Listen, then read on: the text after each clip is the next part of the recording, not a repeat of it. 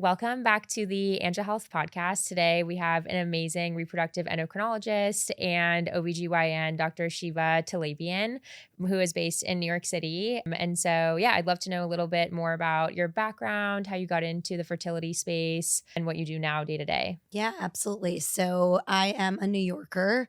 My father was an OBGYN, so I followed in his footsteps. And Cool. during residency, I really fell in love with the field of reproductive endocrinology, fertility medicine. So I pursued a fellowship in that here in New York. And I basically been here ever since. I finished my training in 2008 and I've practiced in the world of fertility since then. My current practice is at CCRM New York. We're Midtown West.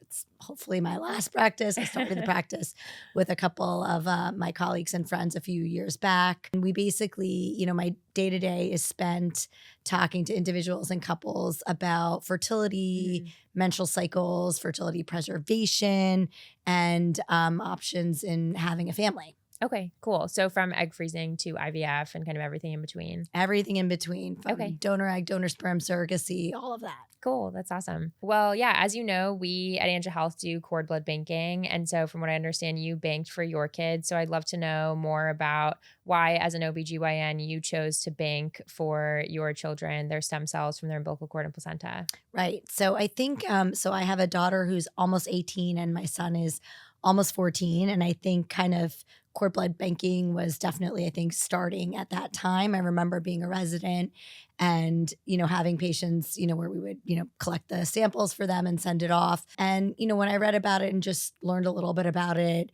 I thought, okay, this is, hopefully something I'll never need specifically for my children with respect to leukemia treatment, but definitely something that I thought was worthwhile doing.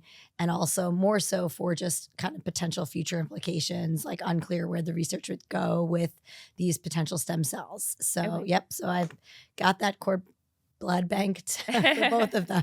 Okay, cool. How was the experience of doing that, of doing cord blood banking? I mean, it didn't really impact me at all during the Okay. birth. Right? Yeah. Like I didn't know what was going on. And when I was a resident and we would do it for patients at the time of a vaginal delivery or a C-section, same thing. I don't think it really takes much time or is involved. Okay, awesome. Well, thank you for sharing. Yeah. I'm curious if you have any questions for me around cord blood banking. Yeah, I mean, I would say, what are some of the highlights and anything new with respect to the potential use? Yeah. Well, so placenta stem cells have been increasingly used to treat folks following a heart attack. And then cord blood stem cells in particular, the big kind of recent revelation was around HIV. So it was actually in New York City, a woman had leukemia and received a cord blood treatment and then was cured of HIV.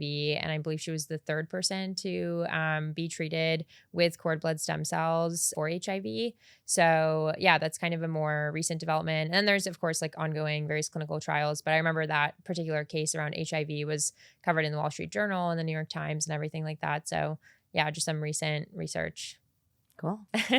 But before we dive into fertility preservation, IVF, and irregular cycles, one thing that we always like to ask physicians on the podcast is any kind of positive birth stories or moments that have really moved you as an OB or a reproductive endocrinologist, especially because I feel like when it comes to fertility, there's a lot of sad stories that are shared. So I'd love to know any kind of positive or really life-altering experience that you've had that you're allowed to share here. Yeah, no, absolutely. I mean, since I've been doing this really kind of back to my fellowship in 2005, I mean, I've met some amazing, people along the way, patients with really, really incredible stories, typically lots of just perseverance and pushing ahead and not losing sight of the goal to become a parent. I have one patient in particular who had a cancer in her like mid to late 30s and, pretty aggressive form of lymphoma, and was counseled that she had, 2 weeks to freeze eggs. She did it very quickly, rushed, only had about a handful of eggs frozen, underwent her treatment and thankfully did really well, living healthy, and came back to me a handful of years later and, tried to do IVF at that point, but eggs after the chemo and then in conjunction with her older age were just not viable. So I think we had about 4 frozen eggs, which isn't a very large amount. And she was in her mid 30s at the time. And we thawed them, fertilized them, made embryos with her partner. And she actually had, from the batch, 2 chromosomally intact embryos. She had her first child delivered, and she's now early stages of pregnancy with her second. Oh, So wow. That's so amazing. it's a pretty amazing story. It's a miracle Yeah. story just because statistically the numbers were low. But I think the lesson there is, especially for cancer patients, if you have a small window, if you can, freeze those eggs, the future can still be pretty bright and positive. But it's, you just got to keep trying and believe and have faith and hope. Right. Yeah, that's awesome. Yeah, we've had 2 parents in the past month that chose to bank with us because either they themselves or their husband had cancer within the past 3 or 4 years, and they had pretty much like one of the patients, her husband was diagnosed and he pretty much started chemotherapy right away, and then she realized that she was pregnant a week into his treatment. So yeah, they just thought it was like a total miracle because they thought they may never be able to have kids again. So yeah, really crazy. Well, yeah, I'd love to chat today about irregular cycles, different fertility preservation options, how especially across the egg freezing sort of chasm things differ. I myself am actually currently investigating egg freezing, so I'm curious about it, and also IVF. So yeah, would love to dive in. So starting with irregular cycles, what typically causes an irregular menstrual cycle? Right. If you backtrack for a minute, why do we have a regular cycle, right? Yeah. And that's because there's 2 higher parts of our brain that communicate with each other. The hypothalamus sends a signal to your pituitary gland, which then sends a signal to your ovaries and tells your ovary to ovulate. And typically, it's 1 egg every month that we're releasing. And a sort of a quote unquote normal menstrual cycle is typically like 25 to 35 days. Right. That's kind of the normal, length. So the reason we get a regular period every month is because we're ovulating. When we stop getting regular periods, either they come more frequently, they're sporadic. What are the causes?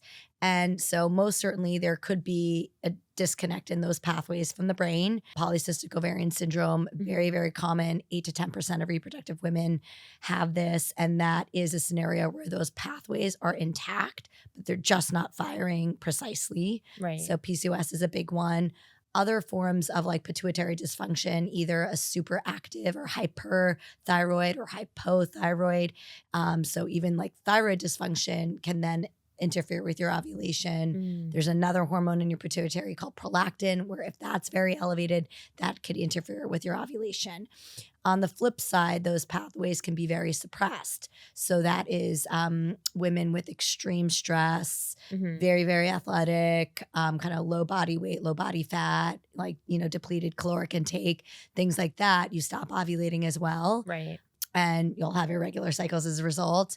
And then, sometimes various medication uses can interfere with your ovulation. And then sometimes it can be just anatomic, where you are ovulating, but in addition to ovulating, maybe you have a fibroid or a polyp, some sort of anatomic structure that's causing additional bleeding. Yeah. In high school, I was trying to get into modeling. I grew up in LA. And so I stopped eating like a really high carb diet, and I literally lost my period for 4 months. Right. And after I missed it for the first month, I started eating carbs like crazy because I was so scared that my period was irregular. It was so strange. Yeah, definitely.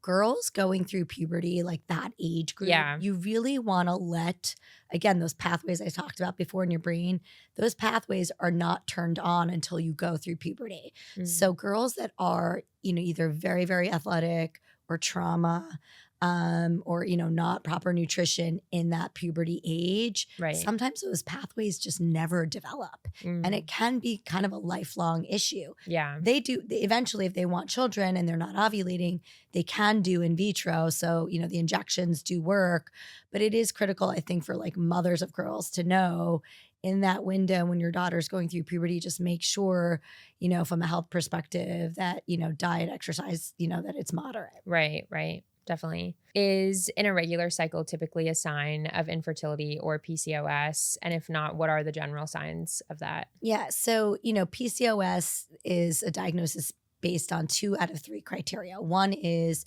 no ovulation at all, so no periods, or fewer than 9 periods a year. Okay. The other is very elevated, or not very elevated, but women also make testosterone. And with PCOS, they may have slightly higher ranges of testosterone. So either in the blood, the testosterone's elevated, or physically, like meaning acne, hair loss on the head, hair growth on the face. And then the third feature is on an ultrasound screen. They have multiple little follicles on their ovaries. So actually very high counts. So by definition, it's 2 out of 3 of those criteria. And you may be diagnosed with PCOS for a period of your life, but it can sort of correct in a way, like diet, exercise, all these things. And as you age, it can correct. Again, 2 out of 3 of those things. So someone with PCOS, if you're not ovulating at all or consistently, yes, it's more difficult to get pregnant, but it is a highly, highly treatable condition. Okay, I see. I've read on Reddit that a common misconception around PCOS is that lifting excessively can sort of trigger PCOS or accentuate it because lifting tends to increase testosterone levels. Is that true? I have never heard of that. Okay. Okay, I see. I have not, no. Okay, cool. What's the general best treatment for irregular cycles? One, the diagnosis. So why are they irregular, and then treating that underlying issue. So if it's thyroid dysfunction, treat the thyroid, right? If you're overactive or underactive, if you treat the thyroid, then your cycle should return. Same thing with the elevated prolactin. If it's elevated, there's a medication to lower it, then your cycles return. If it's PCOS, it depends on diet and exercise is kind of, first line if you have PCOS and maybe your BMI is elevated. So diet and exercise first line. But there are many, many women who have a normal BMI who have PCOS where, maybe adjusting the diet a little bit, lower carbs, like higher protein, things like that. But it depends on what your goal is. If your goal is pregnancy and you have PCOS and your cycles are not coming back with lifestyle adjustment, then there are medications like Clomid or Letrozole to induce ovulation. But if you're not seeking pregnancy and you have irregular cycles and some of the negative features like the acne, etc., then actually, and you try diet and lifestyle and alternative, supplements, things like that, and that's not working, then going on actually a birth control pill, estrogen, progesterone combination birth control pill can treat some of the negative symptoms. One, it protects your uterine lining by giving you a regular bleed every month. And 2, it lowers the circulating testosterone, which can help some of the negative symptoms of it. Is there currently a method to be able to assess what type of birth control would be best to help treat irregular periods? Yeah. I mean, again, if it's PCOS, there are certain pills that may work better for the individual woman, right? There's like a whole world of birth control pills out there now. And every year, I think there's new variations and combinations, and they're much lower dose today than they were 15 to 20 years ago. But I think a lot of it is like trial and error. I don't know that there's necessarily one that's better for PCOS specifically, because PCOS also manifests differently in different women. It's not like a specific set thing. Yeah. Okay. Interesting. Yeah. I've myself investigated companies that help you screen for what birth control could be better. But yeah, I've had physicians kind of tell me that there's not really a clear method of being able to assess like what is the better birth control for you. Exactly. Yeah, it is really what can vary in the pill is the estrogen dosage, but the progesterone component. Okay. They all have variations in their progesterone, and some women do better with certain types of progesterone. Okay. So, you could try the pill, give it 3 months. If you're having negative symptoms, it's just not working for you, you can try another method. We chatted about, or you mentioned earlier, fertility preservation as an option for folks that have really irregular cycles or just generally facing a lot of kind of fertility irregularities. So I'm curious, at what age do you think folks should start considering fertility preservation options, whether it be like on the sperm side or egg side as well? Right. So big differences in our anatomy and physiology. So men start producing sperm at puberty and go on and produce sperm until they pass. Okay. So most certainly adolescent boys or men diagnosed with any medical conditions, for example, testicular cancer that potentially could compromise their future fertility, should bank or freeze sperm, or sometimes certain chemotherapies, right? Those are scenarios where they should bank or freeze sperm. But otherwise, just from an age perspective, And really what we're referring to are the chromosomes of the egg and the sperm that start to shift over time, right? When we talk about the health of the egg, the health of the sperm, it's really the chromosomal backbone. So the egg should be 23 chromosomes, a single copy of each. The sperm should be 23 with an X or a Y, right? And they come together to result in a 46XX or 46XY embryo.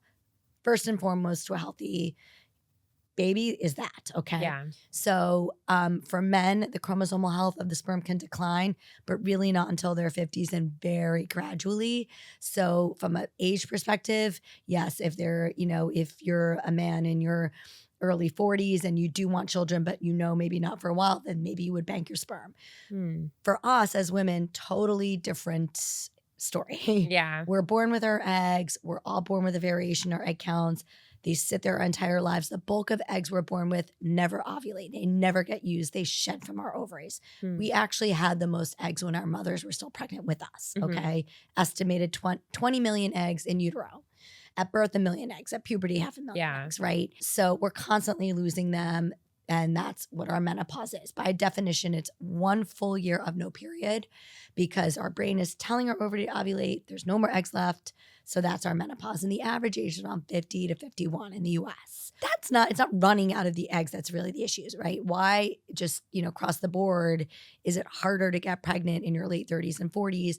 The chromosomal health of that egg starts to decline. And so that's the reason to think about fertility preservation for women. And unfortunately, our clock is set at a much earlier age than for men. When is a good time? That's a very general, broad question. It really depends on the woman. So, I think now that there actually are options, right? We have excellent technology to freeze embryos, very good technology to freeze eggs.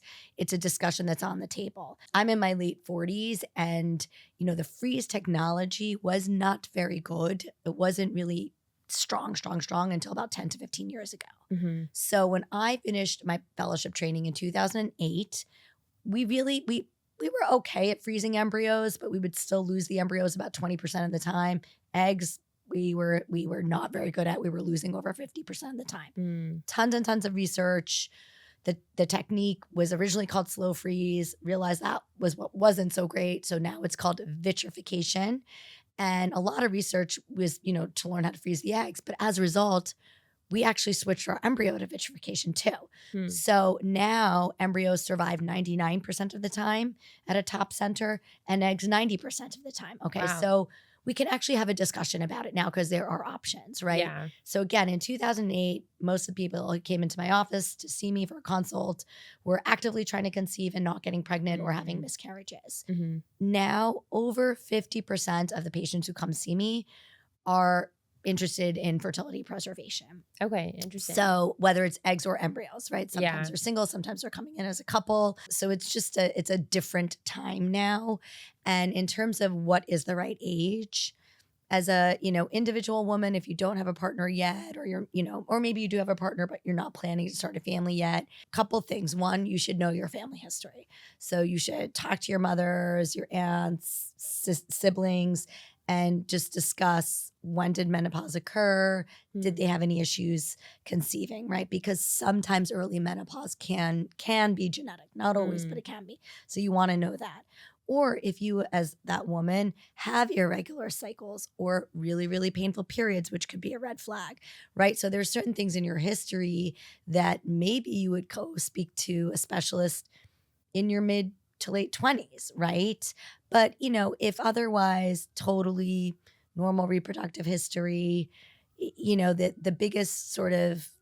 biggest drop in egg quality occurs in your late 30s, but you don't want to wait till then, right? You want to kind of try to do something in your earlier 30s when we know that quality and quantity is still pretty strong. Right. So, but it also just depends. It depends. Some women have these plans and, about when they want to start a family and, and so depending on that age, you may come in sooner or later. Okay, I see. Yeah, because I'm 25 and I've been considering egg freezing because one of our company's investors has offered to compensate for it. So yeah, I've been thinking about it and chatting with friends. But one of my friends who's now 30 got a consultation when she was 25, and the physician at the time just told her like, "You're too young. It doesn't matter. Like the egg quality will be kind of the same between now and when you're 30. So maybe just reconsider when you're 30 because it's a whole thing." So yeah, I guess do you think like 25 is too young if you're at a healthy place? So it's a great question, right? So why not do it? Okay. There are Yeah. risks. Mhm. There's a 1% risk of like significant bleeding, injury to surrounding structures, needing like, an emergency surgery if your ovary twists, right? So 1% risk at the time of the procedure and immediately thereafter.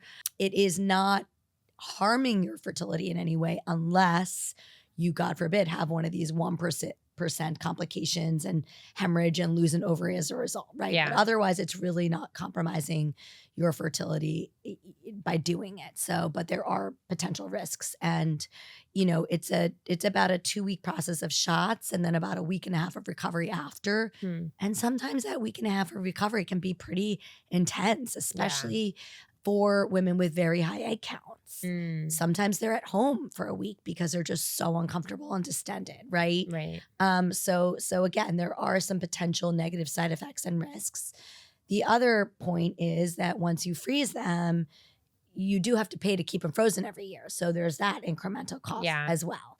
As a general statement, the difference in quality from a 25 to 30-year-old, likely comparable, Okay. but again, our diagnostic tools, meaning our ability to test you and tell you exactly where you stand, is our diagnostic tools are very limited Hmm. and they're very general. So there's actually no blood test or imaging that tells me exactly how many eggs you have, what are the health of those eggs, are you fertile, yes or no. Mhm. Okay. Yeah. So while we say we don't think the difference between 25 and 30 is that huge, we don't actually, I don't have a bunch of tests to do for you today. And again, in 5 Right. years and tell you. There is a blood test called the AMH, which is an indirect marker of reserve, of quantity. It's a hormone that's secreted by all the little eggs you have. Hmm. And it's really very non-specific. Less than 1 is low, greater than 1's normal. The higher, the better, right? But it could bounce around a little, depends on the lab. In theory, it does progressively decline over time. But when it's high, it's high. So the difference between 4 and 5 or 3 is not that relevant, right? So, as far as being too young, I think that's just a personal decision. I will say I am seeing women come in sub 30 more now than ever. Okay. And when they do come in, many of them are saying, my employer's covering this. Yeah. And that's why I'm thinking of it. Yeah. So, which I understand, right? Right. I understand. And sometimes they're like, I'm not sure how long I'll be at this job. Yeah. But again, you have to understand if you are going to freeze, your employer may cover that freeze, but then you do have to cover the cost of keeping it frozen. Right. Okay. Yeah. So kind of on the opposite end, is in your 30s, especially late 30s, too late to consider fertility preservation? Right. So, I don't know that I would say it's ever too late, right? It's just if you are deeper into your 30s or even early 40s and you go into freeze, you just have to be well counseled and understand when we get those eggs out and we freeze them, we cannot test them. Nobody in the world has the technology to test an unfertilized egg. Mm. So they just have to understand if they're deeper into their 30s that there may be a lower likelihood of those eggs surviving the process and resulting in a live-born baby.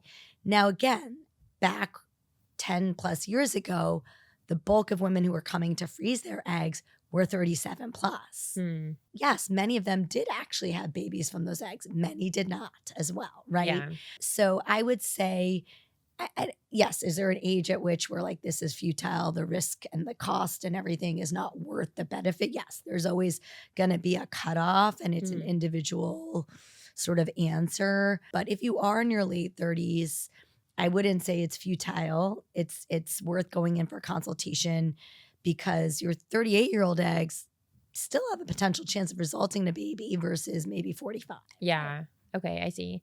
Amongst your patients now, you mentioned that they're skewing younger and younger. So, amongst your patients now, what would you say is kind of the average age that folks are looking at egg freezing and sperm Yeah. freezing?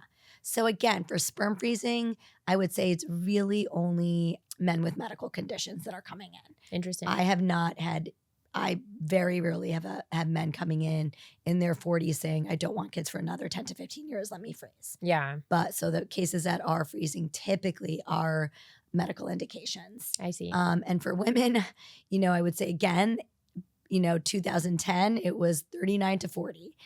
By 2015, it was 37. By 2000, the average age was probably 36. Now I would say we're close to probably low 30s. Okay. 30. Yeah. Wow. Interesting. Yeah, I'd love to chat more about the process because I feel like a lot of people think about egg freezing as a really overwhelming thing and all they kind of know is like shots from videos online and things like that. So, yeah, how does egg freezing impact your lifestyle? Like, what are the limitations? From my understanding, you can't have sexual intercourse, you can't exercise for 3.5 weeks. Yep. So the treatment begins typically at the onset of your period, Okay. or sometimes if women are on a birth control pill, just a couple of days after their last pill. And so let's just say, treatment begins around day 3 of your period. You're on injections. There are synthetic FSH and LH. So same thing the brain is making, but a synthetic form. Okay. Unfortunately, they can only be delivered via an injection. Hmm. They're subcutaneous injections, so little needles.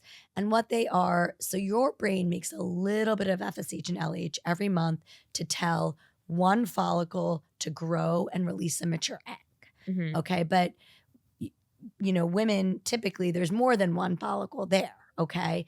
And the more follicles a woman has sitting at the surface of her ovaries, the more eggs she still has. Right. So the purpose for whether it's freezing the eggs by themselves or doing in vitro, it's the same exact process for the woman. But the treatment usually begins about the onset of their period, and they're on these injections for about 10 days. Hmm. And what the injections are doing, they're getting all of those follicles to grow. That's the goal. We're hoping that every follicle that you start with can grow and can ideally grow evenly. So that's what the injections are. A third injection typically gets added in to prevent them from releasing too early. And then after about 10 days, the final medications you take are called trigger shots that actually gets them to ovulate, which is how the DNA ripens, which is how the egg slowly releases from the follicle wall. The trigger shot is timed to the harvest. Trigger shots are usually 35 to 36 hours before the extraction. Okay. In that 2-week window, you do have to be monitored almost every other day and as you get closer to the trigger shots daily. Hmm. Monitoring means you're going into an office for a blood work and a vaginal ultrasound. Oh, wow. So every couple of days. Yeah. So in a 2-week window, kind of every other day, let's just call it. And so, because we're carefully watching the process, we're Mhm. controlling the whole thing. So yes, there's blood draws, which can be uncomfortable, and pelvic sonograms, which are not necessarily pleasant either. In that 2-week window, we generally just say, okay, go about your daily business, but no aggressive high impact workouts. I tell my patients the first couple days of shots, do what you normally do. But as your ovaries start to stretch out a little bit, no high impact workouts. So that's one. I tell my patients to, one caffeinated beverage a day and just moderate to low to no alcohol. Okay. Not because it's affecting your eggs. Okay. The eggs are there. They've been exposed to everything they've been exposed to, right? So it's not like all of a sudden if I stop drinking alcohol, I'm going to have better quality eggs. No. When you're doing this process, you're more fatigued, your body's working harder. It's an added appointment to your day, right? Mhm. You're maybe not able to exercise as aggressively as you normally are. So I'm like, Yeah. just eat healthy, eat cleaner, you'll feel better. And the alcohol, caffeine is mostly, you don't want to over dehydrate yourself. The process makes you feel a little dehydrated. Then if you're, drinking a ton of alcohol at night and caffeine all day, you're going to feel terrible. So it's mostly just, we want you to physically feel like strong and good Yeah. during the process. So that's kind of those 2 weeks of shots. As you get close to your harvest, absolutely no high impact workouts, no intercourse. And really the worst part for the woman is when your harvest is done and you're done with us and you're done with all the shots, the next 1 to 2 weeks, your ovaries are just extremely swollen, they're tender, your hormones are spiking really high and then they're dropping. So there's definitely emotional, like, mood swings, breast tenderness, skin breakouts, weight gain for sure. Again, it's whether you're freezing eggs or depending on how the IVF is done, like at our clinic, everyone who does IVF, we freeze the embryos because we chromosomally screen them. So we're not doing fresh embryo transfers. So a lot of these negative side effects, symptoms are self-limited. They will go away 10 to 12 days post-procedure, but that's kind of the rundown of it. So 2 weeks of shots and about a week and a half of recovery. Okay. So it's in total like about a month. Yeah. Okay. Exactly. And then afterwards, how long does it take, for instance, for the acne to go away and weight gain to be limited? So typically if your harvest is done, your period comes 1 to 2 weeks later. Okay. By the time that period's finished, you should or I would say you're sort of like 80% back to where you were. There's always a little, I think, residual water weight gain, some skin stuff. So, it's like there might be a whole other menstrual cycle of getting your body back on track. Women who were on a birth control pill can go back on the pill with the period they get after the procedure. In general, IUDs do not need to be removed for this process either. Yeah, so it seems like it's just about like a week and a half of like really hardcore lifestyle limitations. Yeah, I mean, the high impact workouts are about 2.5 weeks of not doing that. Okay. For sure. Like as you lead into your harvest and then a good 1 to 2 weeks after. Okay. And again, women with extremely high egg counts, it might be 3 weeks of no real impact workouts. Okay. I've heard, I was just reading like different misconceptions around egg freezing. And one of them was that you have a period that lasts for like a month. Is that true? I've never heard of it. Okay. Okay. You're bleeding for a month. No, that's not something. Yeah. That's okay.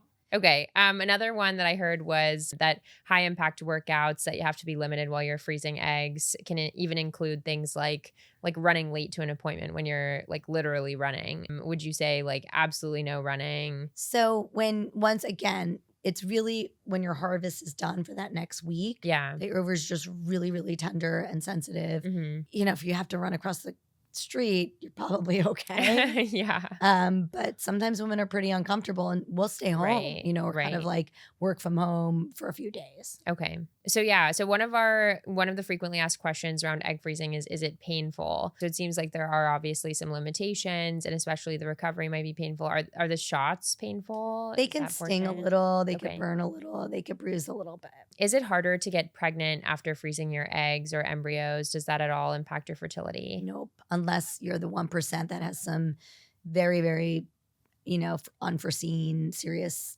side effect, and God forbid you develop a pelvic infection and scar your tube or lose an ovary, but otherwise, no. Okay. We've talked a lot about egg freezing. I'm curious how the process works for sperm freezing, or is it literally just go in once, leave? It depends. Typically, again, why are they freezing their sperm? If it's for medical indications, they would want about, typically 3 to 4 days of no ejaculation before they schedule the freeze, just because the volume will be higher. They go in, they deposit the sample, and then depending on the volume and the concentrations, that one sample can be divided into a couple vials of sperm. You only need 1 vial of sperm for an insemination or an IVF cycle. But again, depending on why they're freezing, they may want to go back a second or even a third time. So they do have to wait a few days in between. I've also read on forums around fertility that typically freezing embryos is generally seen as better in a way than just freezing eggs alone because they have like higher chance of survival or something was the conception. Is that true? Apples and oranges. You really can't compare egg versus embryo. Okay. So when we harvest, so I discussed in detail how we harvest, right? So we extract the eggs and we can only freeze or fertilize mature eggs. So, let's say you undergo the whole thing and we're able to freeze 10 eggs. That's it. There are 10 eggs frozen.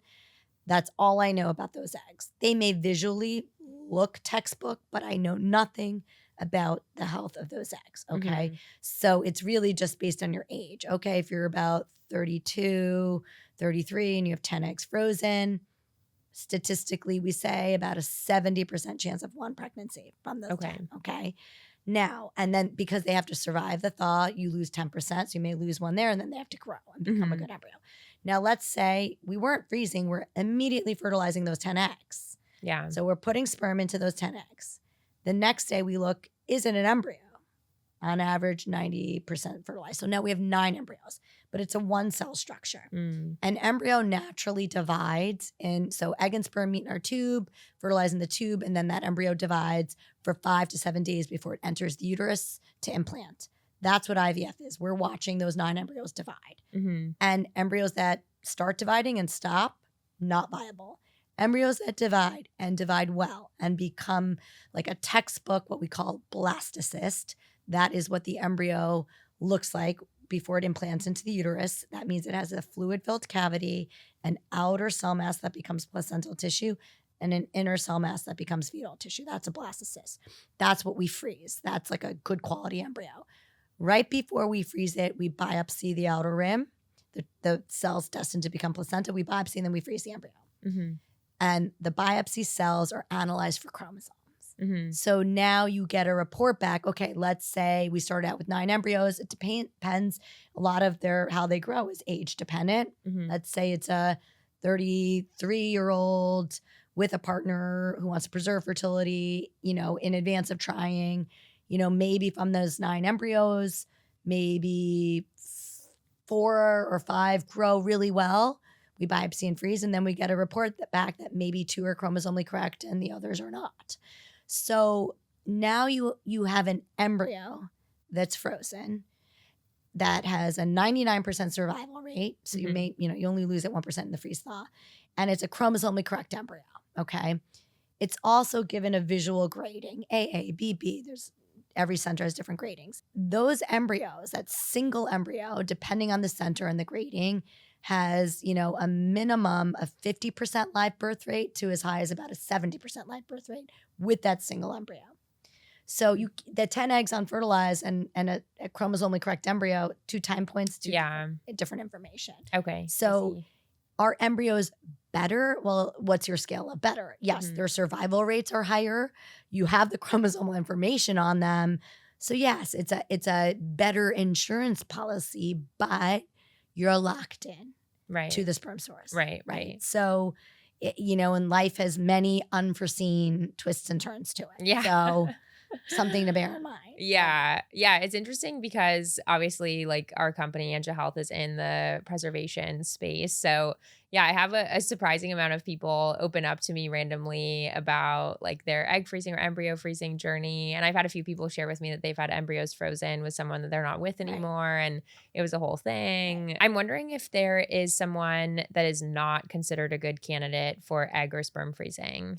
Obviously if they're, really, really, really sick and their oncologist, for example, says they don't have time to do the treatment, or, for a woman, if, essentially if they're already in menopause, meaning there's really just no eggs that we could retrieve, so that would be a scenario where I wouldn't recommend just going through hormonal treatment if we know it's basically going to be futile. There aren't so many parameters where like, absolutely not, we wouldn't do it. But, okay. Yeah. What's kind of the difference between companies that freeze eggs or sperm, or is it generally like relatively the same sort of service? No. So this is what makes every center different. It's what we call the embryology or IVF lab, right?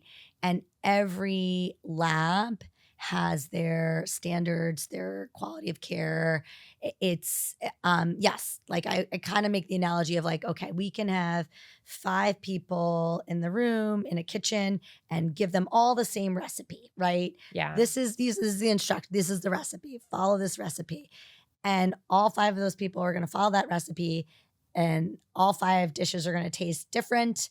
And one's probably going to taste the best, and there's going to be a grade of it, right? Yeah. So it's similar when it comes to freezing eggs, freezing embryos, probably a little less variability with sperm freezing, but it's every lab has their particular way of doing it. Their special sauces, as I call it, their special spices, add a little extra of this, a little less of that, right?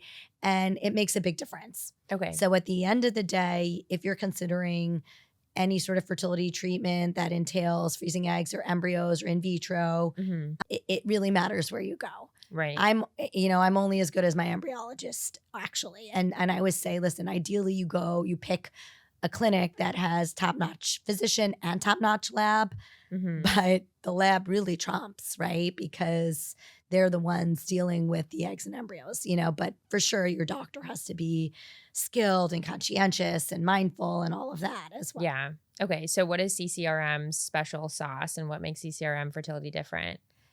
So again, lots of details that I'm not an embryologist, right? Yeah. But so CCRM has been originally was located in Lone Tree, Colorado in the 90s, and historically had the best rates. I've worked in several other places in New York City. We have amazing IVF here. And for many, many years when our patients failed, we're like, I don't know, go to Colorado. I'm not really sure what they're doing, but go there. But taking a step back and now 20 years later, they were really always just on the cutting edge of the technology. So there's a whole history of IVF that we didn't get into. Initially we would extract the eggs, immediately fertilize them, didn't know how to grow them, immediately replace them, right? CCRM was really amongst the first to be growing to the blastocyst stage, biopsying embryos at blastocyst stage, starting with vitrification of eggs and embryos. They kind of were just always doing that in front of others. Now many clinics are, do all of the same similar technology. Yeah. But again, there's always slight variations in the rates. Okay, I see. And what do you mean by rates? Success rates. Okay. The egg thaws, the embryo thaws, the embryos implanting, all of that. Yeah. Okay. One of my friends mentioned that she worked with a company that she wasn't sure exactly what the difference was because it was just what her employer recommended. But she said that they had some kind of specialized method of personalizing the hormone dosages that were being received. So she felt like it improved her personal experience rather than the egg quality. Is that something that is generally a part of a special sauce? No. So Okay. every clinic has the we personalize everyone's treatment. Yeah. Right. So, the protocols are drug dosages and protocols, priming, not priming. It's all individualized. And that's where the physician's important, the discussion between the physician and the patient. What's their history? What's their age? How do their ovaries appear in an ultrasound screen in terms of their follicle count? What's their AMH? And all of those factors weigh into determining that individual protocol. Okay. And then when they do a cycle, sometimes the response is not what the textbook says it might be, right? Yeah. So if they ever do a second cycle, we always learn from that first cycle and can tweak and change and typically improve. Okay. If someone is just now looking into egg freezing, what are the questions that you would recommend that person ask their physician in order to determine if they're with the best of the best, essentially? Yeah, I think it's really important when you go in for your consultation to find out, does that center that's freezing your eggs also offer IVF? Okay. Do they thaw the eggs and fertilize them there? And if so, how long have they been doing that? And what are those stats? Right? Because we publish those stats. IVF stats have to be published. Yeah. And if they're not, I would be wary of a place that's not publishing their stats. So look at that because that's going to be a reflection of how good their egg freezing is. Okay. So the issue though with the egg freezing, the stats are very, very limited because many women have not returned to use them, right? So one thing to ask is, okay, you freeze my eggs here, but do you also thaw and make embryos here? And if so, what are the stats on those? So, and then what are your overall survival rates of the eggs? That's another question to ask. Another question to ask is, if, I would say, does that center have any affiliate centers around the country? Because typically, as a general statement, centers don't take eggs or embryos created at other centers, okay? They could have pretty limited lists of where they may accept from. Yeah. For example, like at CCRM, we really generally do not take eggs or embryos created at outside centers because we can't necessarily verify the quality of their freeze technology. There are some centers that we will because we know their technology is good. We're strong, I should say, and works. But that's another question that they should ask is, okay, if I move, do you have other affiliate centers? Can I move my eggs? Can I move my embryos, or do I keep them here? Yeah. Okay. What are the benchmarks for success for the rates that you mentioned that folks should be inquiring about? Yeah, generally, egg survival rate should be about 90%. Embryo survival rate should be about 99%. And then, what are the success rates of the embryos that are chromosomally screened and frozen? Somewhere 50 to 70% should be those benchmarks. Okay. In terms of those are live birth rates. When Okay. I say for the embryos. Yep. Awesome.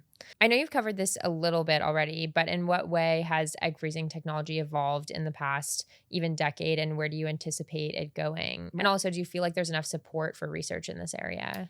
Yeah. So again, tons of research dating back to 20, 25 years ago to learn how to freeze eggs. And a lot of it came from the cancer community and then also from certain countries like Italy where they would fertilize and consider it a life. So they were discarding a lot of eggs. But lots of research, 20 to 25 years, again, started out as slow freeze, converted to vitrification. And I think there's still obviously room for improvement. How are they frozen exactly? How many eggs per straw? Things like that, the little minor details here and there in terms of just how to improve the thaw rates and then the growth after the freeze.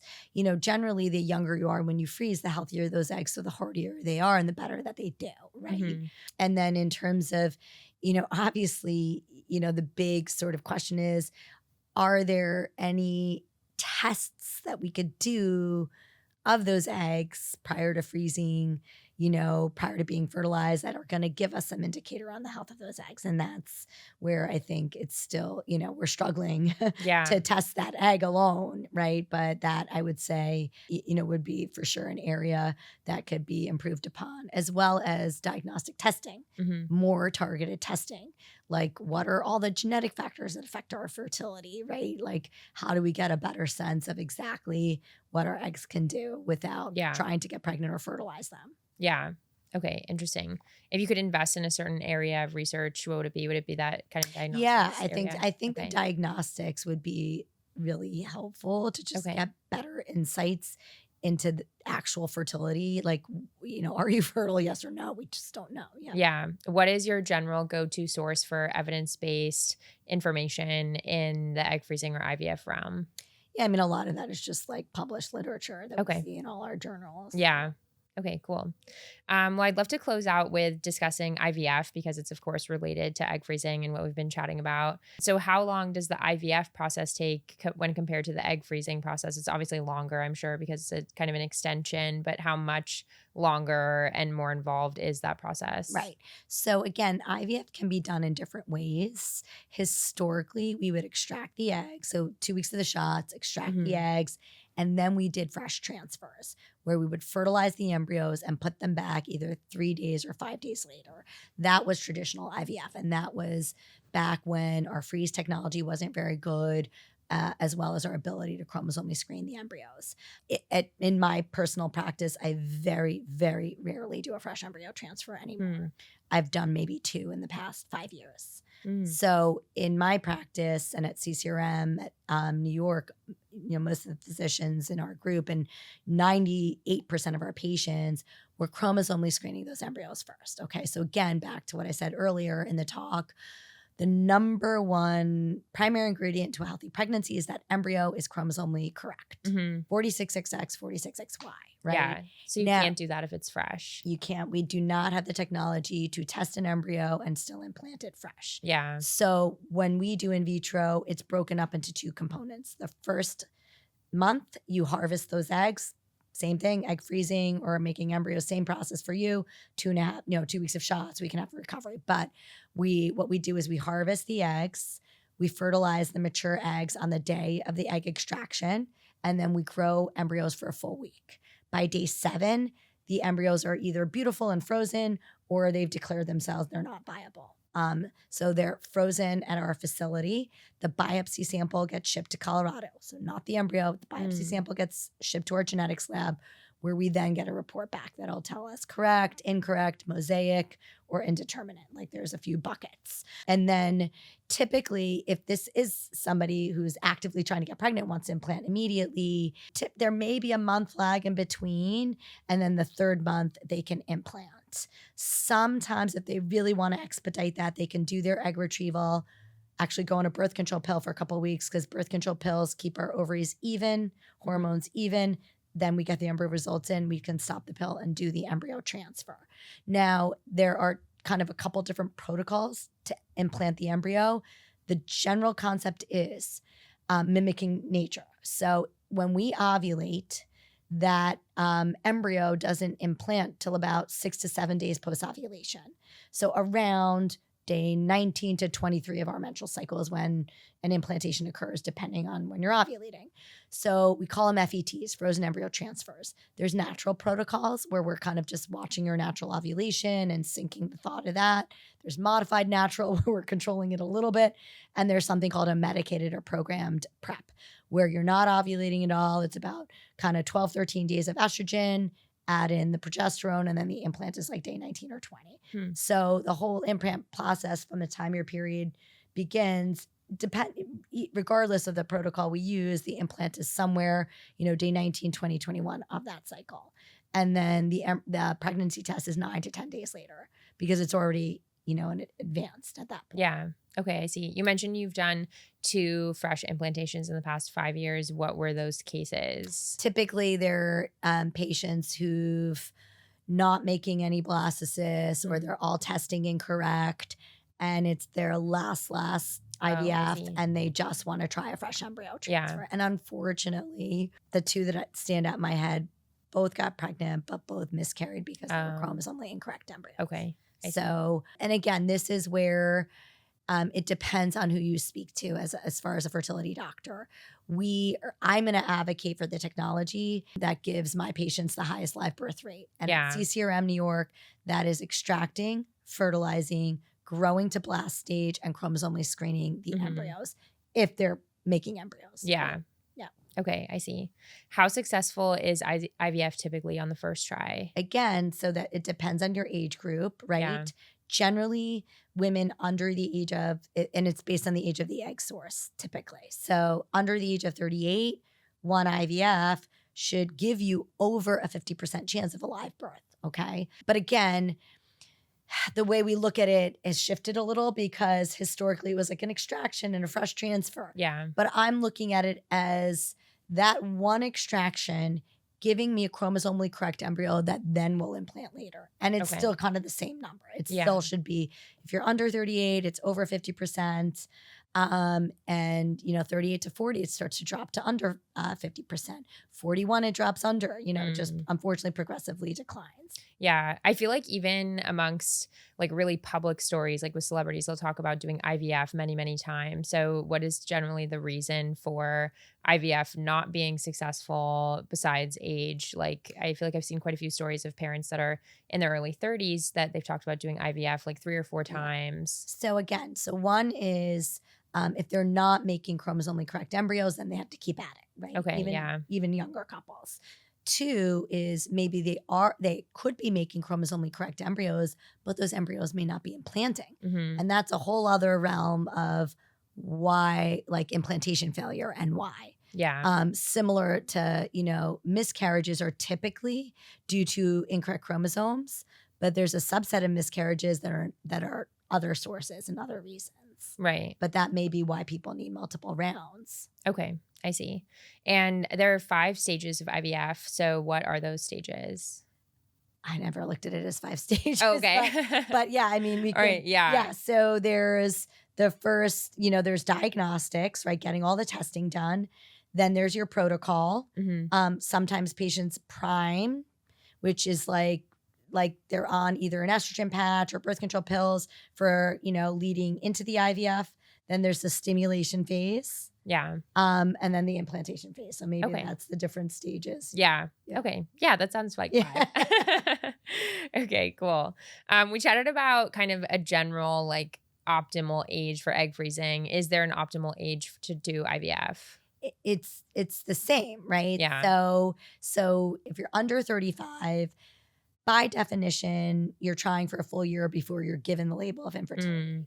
Right. However, if you're under 35 and you have irregular cycles, you shouldn't wait a year, right? And if you're under 35 and you really are like well-timed intercourse, perfect cycles, and it really is more than 6 months, you could definitely go in and do diagnostic testing. But at some point, if it's really over a year and you're not pregnant, you should consider treatment. It doesn't have to be IVF.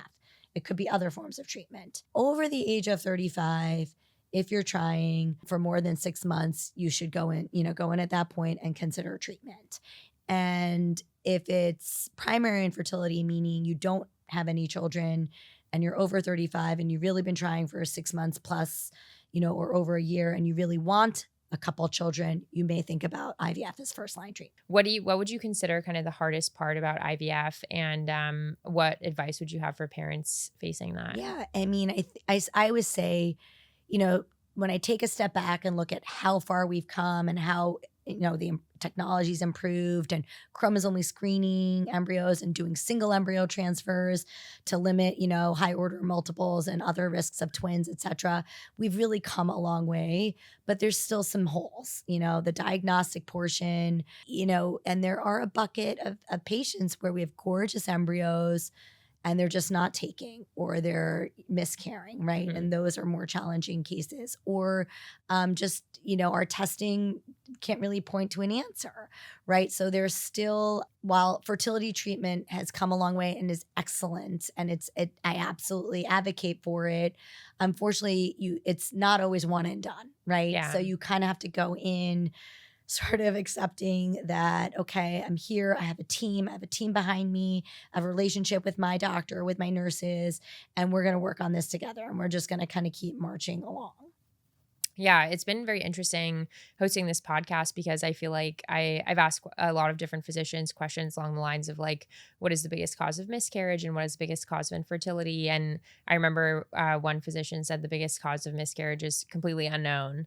And like the biggest causes of infertility are generally like not always able to be pointed to either. So yeah, it's just wild that like we still lack some information, and it's just unexplainable. Yeah, I mean, endometriosis is like a big one. Yeah. And because it's really, really difficult to diagnose. Yeah. And it presents and manifests differently in everyone. It's not the same disease in everyone, but it is endometriosis is definitely, I think, at the root of, not all, but a big chunk of unexplained infertility and even early miscarriages. Right. So it is something that's, I think, for people listening to this podcast, ask your doctors about it and say, and it's a very subtle, it could be very subtle symptoms, definitely painful periods are associated with it, but not always. Pain with intercourse, but not always.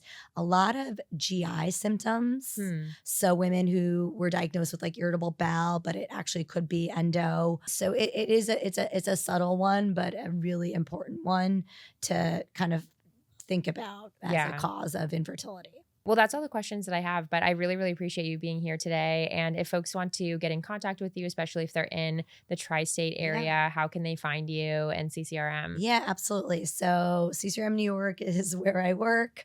Definitely you could go to our site, find information there. Happy to give out my email. It's my first initial last name at ccrmivf.com. So it's Talebian at ccrmivf.com. Email me. Happy to help. Okay, awesome. And are you also on social media as well? I am. It's yeah.